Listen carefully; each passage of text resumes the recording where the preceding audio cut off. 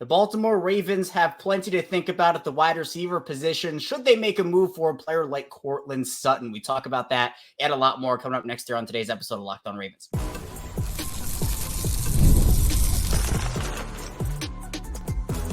You are Locked On Ravens, your daily Baltimore Ravens podcast.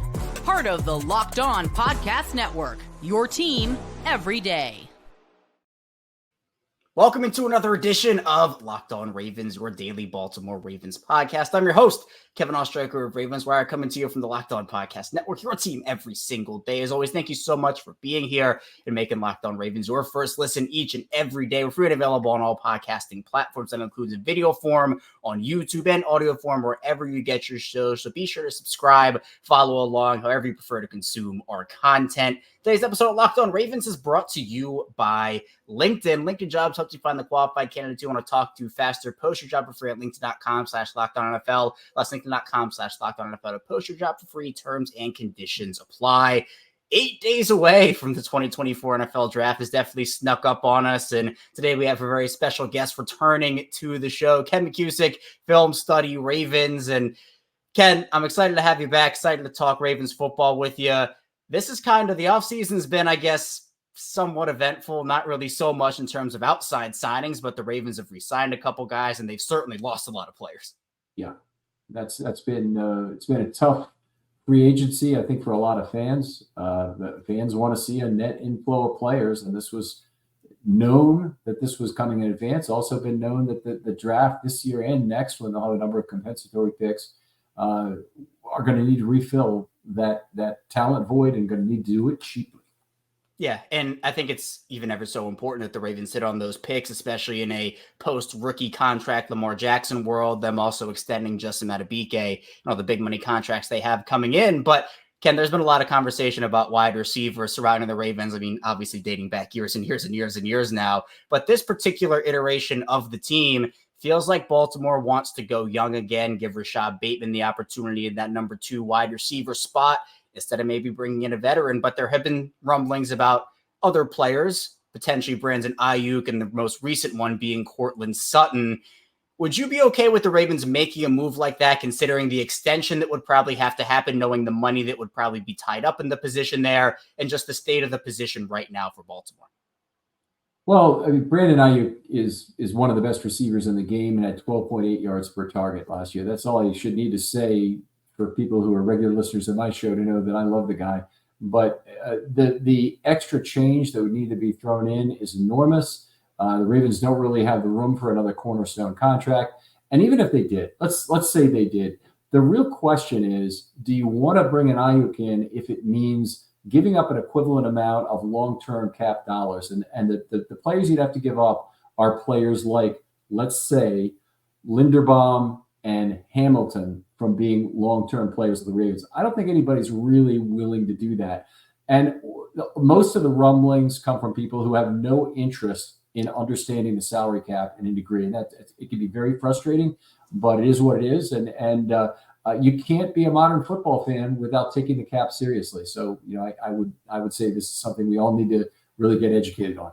Right, and I'm 100% in agreement with you there. And with Sutton, I know the contract probably wouldn't be as big and the compensation probably not as well. Would that be a move you'd be more interested in? But again, knowing that it's going to be a $10 million plus per year contract and probably a mid-round pick given up in a trade. Probably still over the limit. Sutton is not special enough. And again, we're talking about a player who is going to make market value the rest of his career. So you're not talking about a guy you get any cheap years from. Right now, the Ravens' major concern, and you said it with Lamar's second contract, but it deals with a lot of other high-end contracts that they have, including Madubuike and Roquan Smith. They need to find guys who can be good on their first 4 years, and they need to find some guys who could be good early in their first 4 years. They got that with Hamilton. They got that with Linderbaum. They may get that this next year with Voorhees, which would be very exciting. If he can be the first of 4 years, be a starter, and be a good player, that would be very exciting. But that's what the Ravens really need, is some guys on rookie deals who can come in and get it done.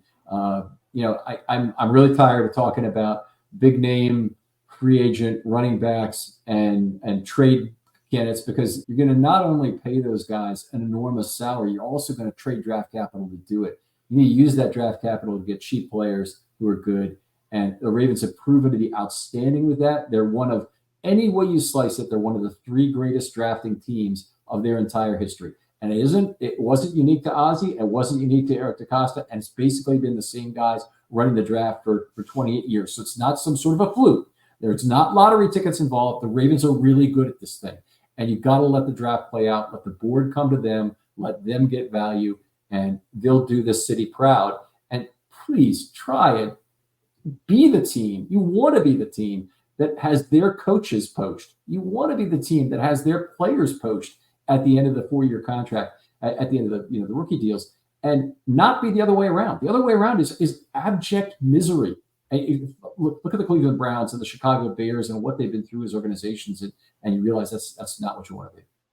Yeah, I'm with you. And I mean, the Ravens have set that example over the course of their franchise history where it's been a consistent just carousel of teams going out there and taking away the Ravens coaches, taking away the Ravens players. And probably, Ken, this is maybe the biggest year, both for coaches and for players, at least one of them, of other teams going out there and taking away that from the Ravens. But the thing that impresses me so much about them is that they just continue to restock. They continue to retool, and they believe in their system, and it's worked for them. Now, I also think when you're talking about, I think we talked about the exact same thing last offseason with DeAndre Hopkins, when obviously the Cardinals trade rumors were swirling and there was always going to get cut anyway. And it's different when you're signing a guy, especially if you're talking about a Hopkins who is not 25 years old or 26 years old. And there's another conversation, there's a tier to that, where if he's cut, you're not giving up the draft capital. It's the double-edged sword is you're talking about right there. Now, that doesn't mean I don't think Baltimore should at least look into bringing in another veteran receiver. But at this point in the offseason, it just feels like with their group, Ken, it's Zay Flowers, Rashad Bateman, Tylan Wallace, Nelson Aguilar, Deontay Hardy. They're going young. What's your confidence level in the group as it stands right now before the draft? Well, I do think they need another receiver in the draft. I think they need to get younger at the position because you always need to fight the age out of your group. It's a high-priced position come free agency, so you want to make sure, if possible, that you fill those slots through the draft if you can, and have a consistent young target pipeline that you're getting in there at wide receiver. And the Ravens have done a good job with that. Deontay Hardy is going to be a market value player, but his market value is very low because he's really a return specialist. I think he could add a little bit of gadget value. I think what Wallace gives the team is being a special teams ace. I don't think they're really relying on him too much as a wide receiver. We may see more this year just because there's some snaps to give away. But I think that the guy they're really going to rely on a lot more this year is Rashad Bateman. That's the golden ticket right there for Baltimore. And speaking of Bateman, Ken, what's your confidence level in him in particular? There's been a lot of conversation about the lack of connection between Lamar Jackson and Bateman. Is that a Bateman thing? Is that a Lamar thing? Is just Bateman not being healthy? Where are you on him right now? Yeah, some of it has to be scheme, that they have to scheme him the football more.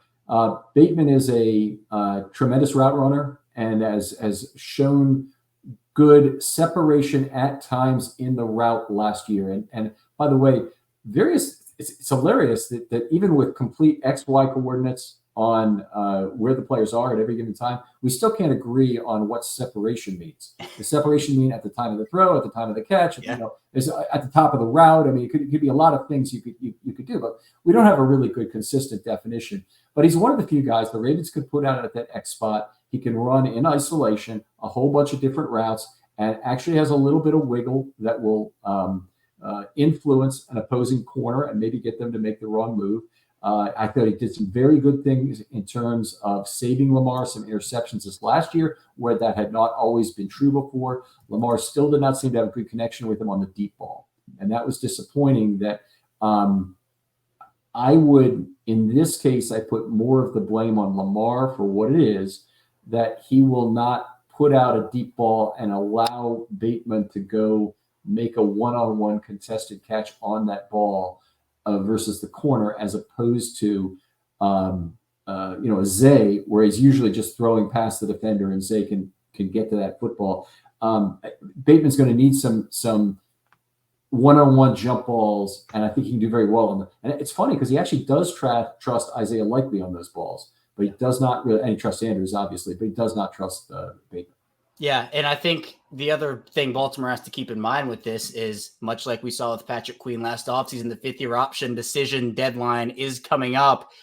It's not necessarily cheap, Ken. I know they've changed the fifth-year options over the years, but it's still valuable. It's a $14.3 million option for Bateman, I believe, and around $13.2 for Odafe Owe. So with those two, knowing what we know, they can't make the decision after next season, has to be in May. Are you picking up or declining those options? Owe 100% picking it up. I thought Dan Reese had a really good suggestion that you add 3 years at 17 million AAV to that, so you have him for 4 more years. I'd be all for that. And effectively, you have him for 5 more years, actually, because he's entering year 4. He'd play on that deal. Then he'd play next year at 14 million and change or thereabouts. And then he'd play the rest of his 3 years at 17 million. That's going to seem very cheap by the time that comes to. I don't know if that's enough to get it done, but I'd be very excited to get Odafe Owe at that level. I think he's got more growth under Chuck Smith still to come, but he really improved his pressure rate, and I think he's the key to the Ravens pass rush this year. In the case of Bateman, I have been outspoken at times thinking that they would not pick this up, but as a couple of things have changed my mind recently where I'm now probably 60-40 they picked it up. The first part is that the salary cap went up by way more than it ever had before. Basically 2.5 years of salary cap increase in one season. Right. So that was a big step forward. The other thing was that we've seen wide receivers continue to get paid at a very high rate. And Tyreek Hill's contract is out there. It's not really a 4-year, $120 million contract for Hill. It's really 3 years at 75 because he got a $45 million last year that will not be picked up. But it's still a huge contract. Ayuk is probably going to be the first top 30 million if he gets his wish and gets traded. So there's enough players out there that are getting big new money that a $13 million contract for Bateman now does not seem that outrageous. And I think if you're depending on the guy and you really want to take a gamble, I think it's a pretty good gamble. But again, I say I'm 60-40 in that route. If they got somebody in the draft who was a top player, and I think this is what EDC is holding out on, if at number 30 Brian Thomas was available or something like that, and they decided to take him, then I think it's possible they say goodbye to Bateman after 1 more year or don't pick up the option. Let's put it that way. Yeah, and that is something I've been saying too, where we've seen, Gabe Davis got 3 years, 39 million, so 13 from Jacksonville. I think Darnell Mooney got around the same thing. So you're looking at it and you're like, well, to your point, the cap went up and these receivers are getting paid anyway. And Bateman has the potential to have a breakout year. I'm not saying it's set in stone, it's going to happen, but it's there. It's not looking so much of 100% they're not going to take this. So I'm with you, Ken. I think it's definitely more of a possibility than I thought it was maybe a month or two ago. But coming up on Locked On Ravens, we're going to be talking about some draft conversation, continuing wide receiver, getting into offensive line, and a lot more. Stay tuned. Plenty to get to on the show.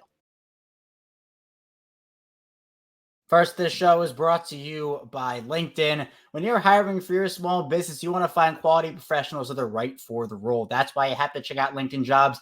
LinkedIn Jobs has the tools to help you find the right professionals for your team faster and for free. I've had a lot of positive experiences personally on LinkedIn, whether it's finding jobs, networking, and LinkedIn also makes it really easy to find quality candidates. LinkedIn isn't just a job board. LinkedIn helps you hire professionals you can't find anywhere else, even those who aren't actively searching for a new job might be open to the perfect role. And a given month, over 70% of LinkedIn users don't visit other leading job sites. So if you're not looking on LinkedIn, you're looking in the wrong place. On LinkedIn, 86% of small businesses get qualified candidates within 24 hours. Hire professionals like a professional on LinkedIn.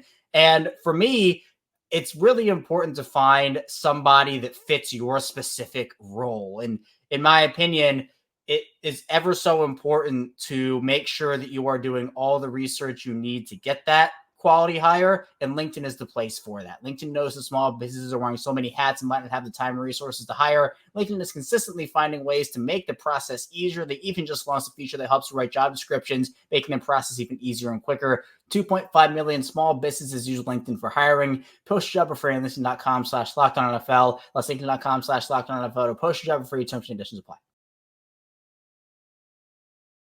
We're back. Our second segment of Locked On Ravens. Kevin Oestreicher is still talking with Ken McKusick. And Ken, let's round out the wide receiver conversation, because I think a lot of people have a certain specific type of wide receiver in mind that they want Baltimore to draft. More of a bigger body, jump ball player.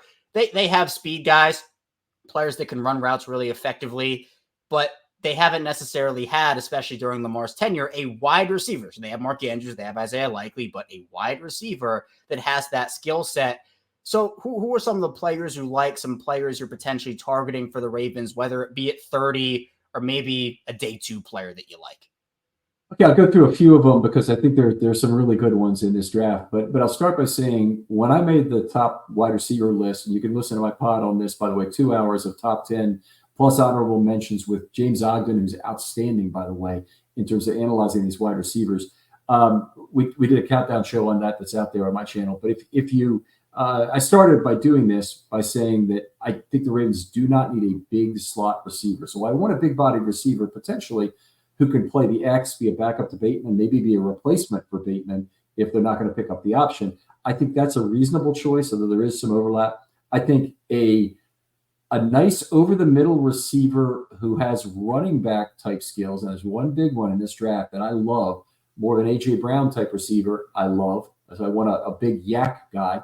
I don't really want another gadget guy. I think that has some overlap with Zay, and I have also some overlap with Deontay Hardy. Yep.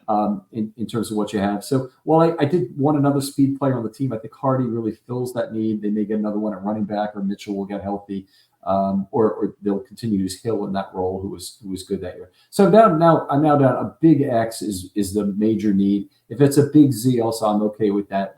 But a big X is really the guy. And the top guys in this draft, Harrison, Neighbors, Dunze, they're completely out of the Ravens price range. The first one they might get in the highest on my board is Brian Thomas of LSU, who had an incredible year. I don't know if you know this. They threw him 19 deep balls all year. Those are passes, I believe, over 20 yards in the air. 13 of them were touchdowns. Just an incredible rate. I didn't know that. Wow. Yeah. It's probably the greatest single deep ball year in the history of college football. So I love the guy, but now he was surrounded by a tremendous number of other offensive weapons in that Washington offense, but LSU offense. But he is a guy that to like. I don't like Ladd McConkey as much as other people do. Now he is a guy who can be a Z guy, but he's also a smaller guy. He doesn't give you exactly the thing. I'm not saying he'd be a terrible pick, but I think he doesn't exactly meet the Ravens' needs in the same way. If you're talking a little bit bigger receivers, Jermaine Burton of Alabama is good. I'm not super fond of Mitchell of Texas. I think he's got a great skill set there. I don't think he exactly fits the Ravens because some of his plays in the slot. Roman Wilson would be okay for Michigan. The guy I really, really like is Xavier Legette, and he would be the perfect guy to get at pick number 62, right at the intersection of need and value streets, as I often say, at that pick. He's the guy that I think a lot of people have circled, and his draft buzz has continued to increase over the course of these last couple of months. And that's the guy where maybe even in a potential trade back, that could be a target where Baltimore takes him with one of their second round picks if they decide to go that route. But a lot of those guys I think can be impact players for the Ravens. But Ken, the big position need that everybody's talking about is on the offensive line. Baltimore loses 3 starters from last season. And luckily, it's a good year to need an offensive lineman in the draft, particularly at tackle. Probably, depending on grades, 6 to 8 first-round potential tackles that could go. And especially you talk about guys maybe early in the second round. Baltimore will have a choice, most likely, of a couple of guys at 30. There are players like, Troy Fautanu, who probably does not fall to Baltimore, unfortunately, others as well. But who are you targeting at that position, and how important is it for Baltimore to at least get one quality offensive lineman in this draft? Okay, so the 5 I think they have no chance at are Alt, Fashanu, Fatano, Latham, and Fuaga.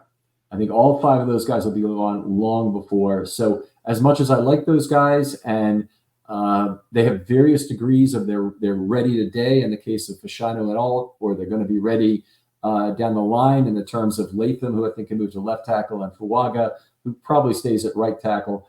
Fatano could be a star at a lot of different positions, but they're going to be ready at certain points in time. Amarius Mims is the first real developmental prospect. Unfortunately, I think he's probably gone by about pick number 20 to the Steelers. Yeah. which would bother me, but he's an unbelievable top end prospect. After that, I really like Tyler Guyton of Oklahoma. He's a guy who he's probably the most likely to be at the intersection of need and value in the first round at number 30 for the Ravens. So he's a guy. The Ravens are going to be in a strange position because they're a best player available team, and yet they have put themselves in a position at tackle where they are so in a corner with regard to the entry barriers at tackle on both sides. So the right tackle barriers are less than the left tackle barriers. The left tackle barriers we know are usually a high first round pick is required to get a left tackle, or you need to take a developmental guy, wait for him to come around. They can take a developmental guy, but they got to be sure that he's ready in a year because Stanley is going to be gone. And they could get by, I think, for 2024 with a combination of McCary, whoever they draft, and Ronnie Stanley. But if that guy's not ready by 25, the organization will have taken a big step backwards in that regard. There are a couple of guys who I think fit in that regard. On the right side, the need is immediate. They need a 2024 guy, but on the other hand, they can probably get by with a Band-Aid on that position if necessary. I don't think you can overlook the left tackle position, accept right tackle traits, and not get your left tackle in this draft when it's deep, particularly for a team like the Ravens that won't draft, above probably number 20 next year. So they're going to be in the same or worse position with regard to available left tackle content. So if we can talk next, if you want to, about the guys who I think really make sense with the left tackle traits that might be somewhere between 25 and 45 might be available.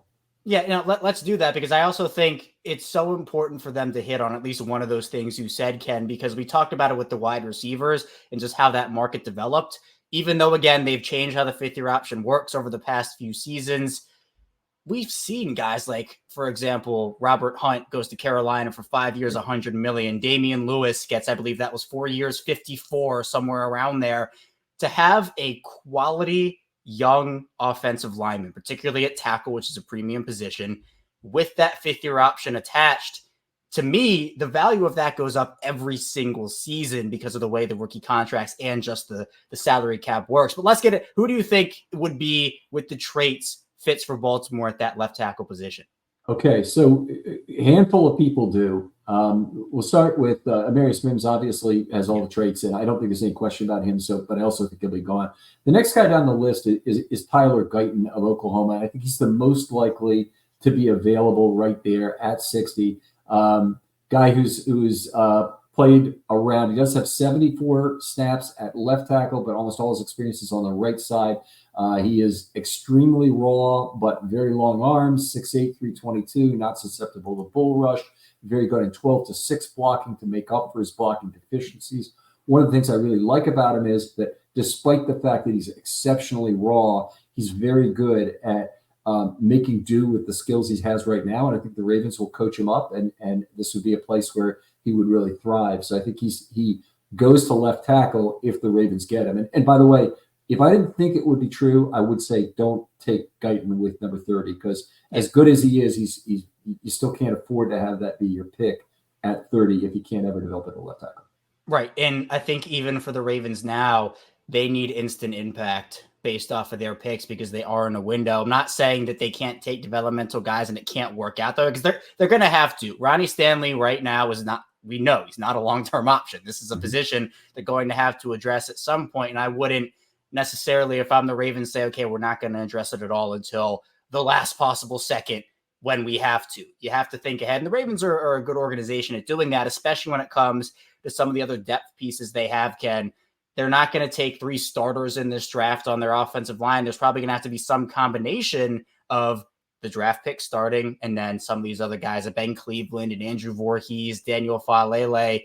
Based off of your grades, I know you have a great grading system you use throughout the season. How confident are you in some of those players already on the roster, maybe even a Josh Jones who came in free agency to take over some of those spots?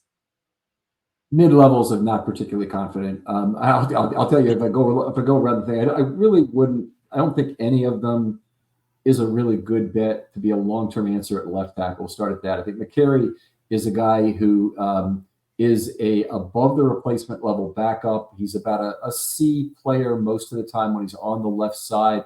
That's not bad. And the way I scored, his score for the whole season was right around 70. It might have been 71 for the year. So it was good enough that you can have, but he's not the guy you want there long term. And he's actually makes quite a bit of money as a pure left tackle backup, which he is right now. It's even a question of whether or not he could be cut. I guess that's probably still can happen. I don't know if he had bonus money that got paid at the beginning of the league year, as a lot of players do. But anyway, it's still probably a possibility depending on the draft. Faalele played his best football ever at the end of this last season. And I still am not all that confident. He had a .46 career score going into the final 4 games. In his last 4 games, he was 94 total scored snaps. So we're talking about game and a half of total experience that we're relying on here. He had 66 points of those 94 he collected, still included a sack, scored .71, I believe it was. So it's basically at the same level McCary was for the full season. And, if you're depending him on the right tackle, I think it might work out on a Band-Aid basis. He's still a guy who has a lot to learn about the position. So I guess you could say from that standpoint, there's still ceiling to be reached.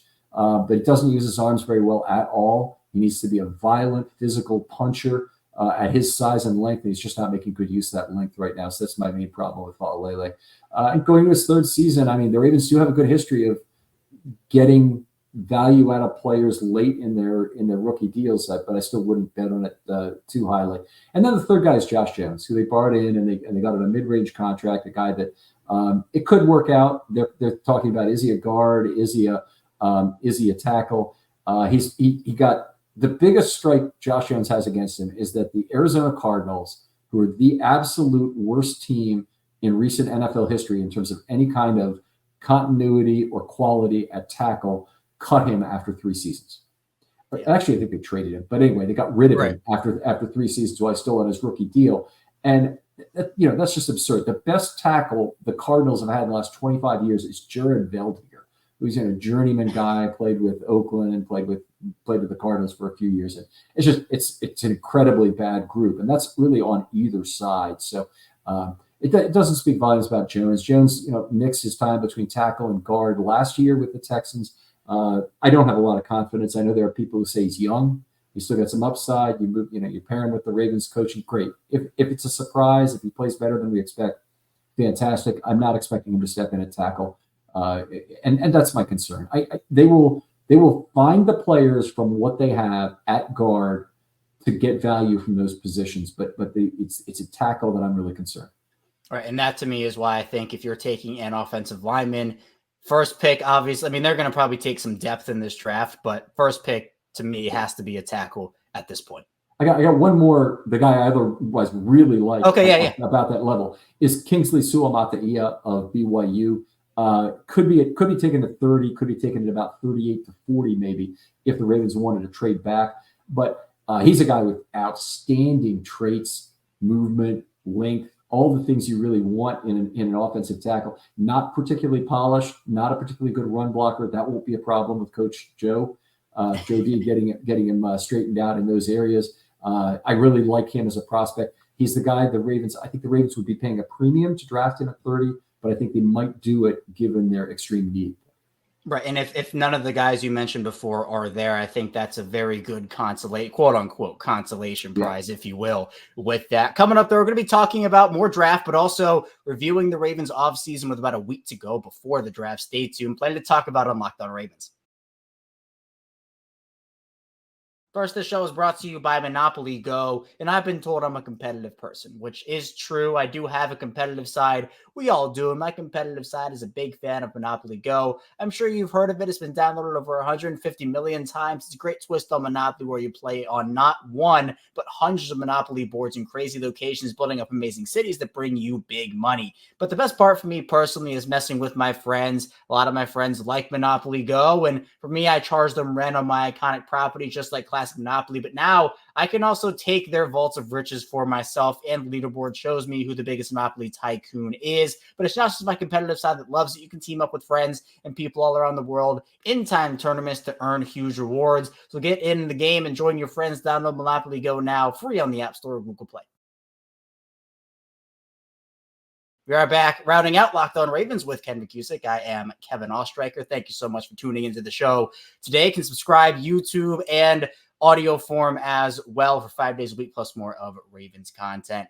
Ken, we talked offensive line. We talked wide receiver. I think the other two needs people are outlining right now are corner and edge. How big of needs are those for you? And are there any other needs that I haven't talked about right now that you think might be sneaky ones for the Ravens? I mean, they've got sneaky needs at running back and inside linebacker that I think we haven't talked about yet. But corner is a big need. Edge, they could maybe not do it in the draft. They'll certainly take a PPA edge if they get one. They'll probably take an edge somewhere in the mid to late rounds. But they'll also probably go into the bargain bin again, where they've been so successful in recent years, and find an edge who still has a little bit left in the tank, and they could scheme up for some good success. In a lot of ways, they have a couple of very good first pressure guys in Van Noy and Owe already there. And to add one, whether that's a Jabo, who I think right now would be, plus 250 to end up being pretty good, 2.5 to 1 to be a good first pressure guy this coming year. It'd be great if he did, but not. It's just not very likely. And then if they don't go for that, then maybe picking up one of the remaining edges. Usually those guys are over the age of 30. Last year they happened to get Clowney, who was I think 29. But it is possible to get some quality players there. The Ravens have done it recently several times with Houston and even Jason Pierre-Paul. That gives you some other value. Right, and even for Baltimore, you're talking about the bargain bin, Ken. At corner, Ronald Darby was that. Even Arthur Millette as well was that guy. Now Darby, I think, they're going to have to find a way to. They love their 3-corner rotations on the outside. We've seen them do it for a while, but there are other needs. The Ravens have 9 picks, but could potentially be more, Ken, could potentially be less. Do you see maybe a trade back from 30 in the Ravens' future? Do you think maybe they could trade up for a guy, maybe just a few spots? I don't think it'd be a lot. There was a guy to fall. What do you think about moving away from 30? Okay, so if they moved up a few spots, it must be for a left tackle. There is no other way I could see it, and it would have to be 4 spots, maybe at the most they could move. I mean, you're already talking about a tremendous amount of draft capital. Probably give up your 3rd round pick to do that. So it'd be to move up 3 spots, 4 spots would probably be your 3rd round pick. So I don't really see that happening. I think it's more likely that Eric moves back, decides he wants to have more picks in the 2nd and 3rd round. If he can get a 2nd and a 3rd, for example, for a first, if they're at the right spots for the JJ chart, he would usually make that trade because the most individual valuation systems teams have are flatter than JJ, so the premium for the other team moving up is already built into that. So oftentimes I refer to getting full JJ value is usually improving your value on the flatter scales that individual teams use. And I think he would do that if that opportunity comes up, with the exception being that they probably won't trade 30 until 30 is on the clock. Yeah. And they probably will only trade 30 if they don't have the left tackle they want properly valued at that point. So, it's the last time they traded, or was it the last time they traded number 1? No, because they traded 23 to get down to 25 to get Linderbaum a couple of years ago. But when they traded the Derwin James pick, that was a particularly upsetting moment for me individually. Yes. But anyway, there have been other times when they've traded number 1. It hasn't really worked out. I don't see them trading up. I do see them trading back, picking up change. The other thing is, if you pick up some lower round picks in addition with that, it gives you the currency necessary to move around in rounds 3, 4, and 5 and get the guy you want. So it may end up being that they have 9 picks now. They increased 10 with a first round trade, and they only end up drafting 8 guys because they move up and get the guy they want later. Right. Yeah. And I think the other thing to think about too is the Ravens, if they don't have that left tackle there at 30, or if they don't have the offensive lineman they like, or a guy that they have super high up on their board, they'll probably have, I don't know, anywhere from 4 to 7 guys they'd feel comfortable enough taking at 30. And if they move back, let's say 2 or 3 or 4 spots, some of those guys will still be there. And obviously you're taking a risk if you like one over the other. But that's the game of the Ravens. I think they do like to play at just maneuvering up and down the draft board. So I would not be shocked, especially if they end up with more picks than 9 in this entire class, just based off of how important those picks are going to be, as we talked about at the beginning of the show there, Ken. But to talk about the Ravens and the moves they've already made, obviously the big signing of the offseason outside the organization was Derrick Henry, 2 years, $16 million. That goes up to 20.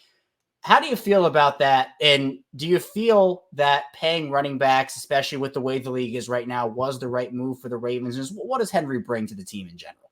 Yeah, I'm fairly lukewarm on the deal. If you want to hear the gory details, go back a few Friday morning GMs and listen to Voss and I talk about it. We pretty much agree on not paying running backs, that they're available in abundance quantity in the draft and via the UFA move. You know, the selection of Keaton Mitchell, the signing of Keaton Mitchell, just shows you in no uncertain terms that UDFA running backs can be very good in the right system and with Lamar Jackson in the mesh. So you've got great opportunities there. I don't know why you really have to go out and sign a guy. This will be a test for it. You know, the Ravens have had other veteran backs come in here, but Henry is a different cat in terms of being at the top of the food chain, a guy who wants the football all the time, a guy who has led the NFL in carries 3 of the last 4 years, or 4 of the last 5 years, whichever it is. Scares the hell out of me in terms of the possibility of getting old, because at some point it's going to happen. His productivity is going to go down significantly. He already, in terms of success rate with Tennessee, was a lot lower than, well, for certain, than Mitchell, because he was ridiculously successful. But the Ravens as a team last year were at 54%, and over the last 3 years, Henry's been at 46%. So should tell you, if you're trying to keep up with down and distance in the sticks, Henry isn't exactly the ideal guy. And okay, I want to underscore the hypocrisy of you need to have Henry for the playoffs because blah, blah, blah, blah, blah, blah, blah. And I don't even know what the rest of that is, because I lose a lot of interest in that discussion at that point. I'll point people back to the 2020 Tennessee playoff game. The Ravens held Derrick Henry without a first down. He had, I don't know, 16 carries or something in the game, and for 40 yards or whatever it was, and didn't have a single first down. The only first down they got on the ground was Tannehill on a fourth down quarterback sneak. Derrick Henry does not guarantee you playoff success. So is he potentially going to have a tremendous year? Yes. If he has a good year, it should be a great year with Lamar Jackson. It really should. But I look at it a little bit like the Beckham signing. It's cheaper because, you know, it's half the money for 1 year. It's only $9 million for 1 year if they decide to cut him. The Beckham signing, we're still paying for right now. We are still have that signing. Can't dislodge that from our bodies. I think too. I mean, you would come on last offseason and talked about the Beckham signing and how not big of a fan you were about it. Mm-hmm. I think Henry too, the durability he's had over the course of his career compared to the number of carries he's had, I don't know if I've ever seen anything like it. I mean, Tennessee literally ran him into the ground. I mean, he was the bell cow guy. I've never seen numbers like that. And really the only year that he was particularly injured was, I think, 2021, if I'm not mistaken. Maybe it was 20. I can't remember the exact year. It was a couple of years ago. But I think the yin and the yang that Lamar and Derrick Henry can have together really entices me. And we're going to see how it works, especially once Keaton Mitchell comes back. Justice Hill was a really good contributor for them last year. But, I mean, gone are the days of the running back splits of Gus Edwards and J.K. Dobbins being the 1A, 1B. Derrick Henry is your guy at running back now. You're not going to split carries with him. So I'm interested to see how the Justice Hill, Keaton Mitchell split comes to be about as kind of the second running back there. Let me turn this around as a question for you. Okay. Keaton Mitchell returns at mid-year. Maybe he returns after a quarter of the season. He ramps up to mid-year, and you see he's a similar player to who he was last year. Derrick Henry's given up some carries, isn't he? Yeah. Yes, 100%. I think, and there were conversations last year, Ken, about, I think it was the Cleveland game when he started off scorching and then Harbaugh. Detroit. And was it Detroit? No. I think Seattle, Detroit. It's one of the two. It was one of the games middle of the season where Mitchell started off super hot and then Harbaugh kind of went away from him. And the whole conversation was I think he finished the game with like 4 carries or something. And that's a player you can't keep off the field, essentially. So Henry, I think, look, the potential for a big year is there. I personally was okay with the signing, but you can't phase out a Keaton Mitchell from the offense once he comes back. You can't have it be Henry gets 20 carries and Mitchell gets 5 or 4. Yeah. That to me is what it can't. Here's what's great. They could be tremendously complementary, and they did this to a degree with Gus Edwards. The point has been made all during Henry's career is that he gets better, and I'm air quoting this if you just happen to be listening on a pod, he gets better as the game goes on. The truth of the matter is defenses naturally get tired as football games go on, all defenses. So if your offensive line is having a good day and they're able to run the ball effectively and they're controlling the line of scrimmage in the way you hope they do, and Lamar is adding that extra component of, oh my God, what do we do next in terms of trying to defend this, which puts extra pressure on all of those defensive linemen, on your linebackers, on positioning in general. Derrick Henry could be a wonderful change of pace back for this team. If you brought him in the second half, you start his carries then. I don't think he gets stronger in the second half. I think the other teams get weaker. So I think Henry is probably a durable enough back that there's less of a fall off between carry 1 and carry 15 or carry 20 for him.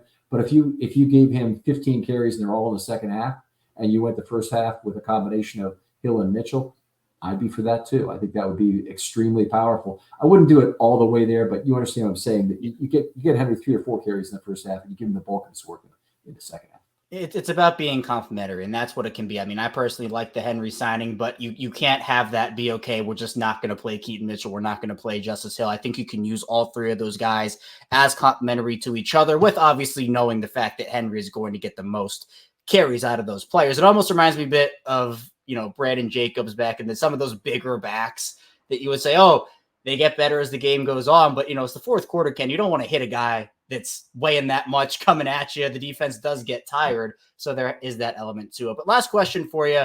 The Ravens did lose a lot of talent this offseason. One of the most, you said it at the beginning, it was not unexpected. A lot of these guys were going to leave. But how do you feel about the roster as it currently stands? And there's some guys that they lost, maybe even coaches, if you want to go that far, that sting for you more than others? It stings to lose McDonald. There was nothing to do about it. He's the biggest coaching loss.